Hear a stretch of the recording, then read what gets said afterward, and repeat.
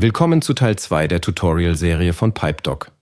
Nachdem wir im letzten Video das Programm installiert haben, stellen wir nun alles so ein, dass wir reibungslos mit dem Programm arbeiten können.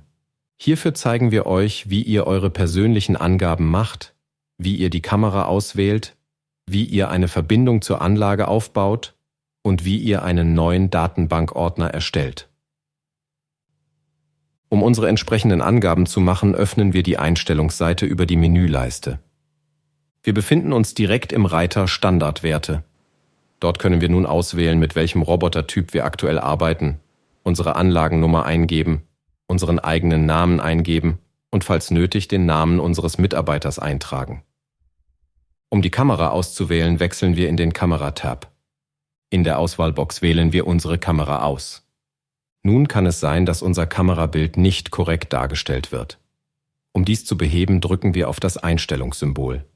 Hier können wir verschiedene Kameraauflösungen ausprobieren. Eventuell behebt dies schon das Problem. Für weitere Einstellungen klicken wir auf das Anschlusssymbol. Es öffnet sich ein weiteres Einstellungsfenster. In diesem suchen wir nach der Eigenschaft Videostandard und überprüfen, dass in diesem ein PAL und nicht ein NTSC-Standard ausgewählt ist. Nun sollte das Videobild korrekt dargestellt werden. Wir schließen das Fenster und aktualisieren die Kameraverbindung. Jetzt speichern wir alle Änderungen. Als nächstes wollen wir eine Datenverbindung zur Anlage herstellen. Hierfür klicken wir in der Menüleiste auf Fahrzeug. Wie wir sehen, haben wir aktuell keine Verbindung zur Anlage. Eine Verbindung können wir aufbauen, indem wir uns mit dem WLAN des Fahrzeugs verbinden.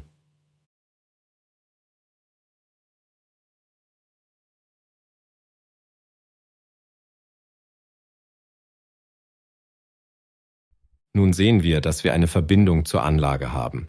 Es ist auch möglich, eine Verbindung über ein Ethernet-Kabel aufzubauen.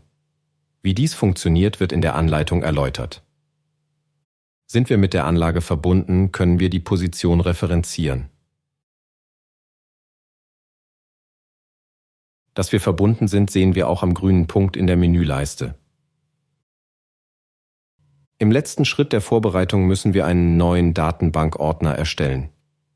Hierzu gehen wir über die Menüleiste und wählen Neuen Datenbankordner erstellen. Im Dialogfenster navigieren wir zum gewünschten Speicherort und wählen diesen aus. Im Fenster geben wir den gewünschten Namen an und erstellen den Ordner. Nun sehen wir das Fenster Baustellen im Überblick und sind bereit für unsere erste Dokumentation.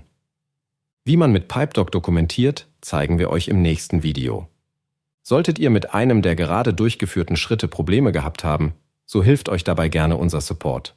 Wir sehen uns im nächsten Video.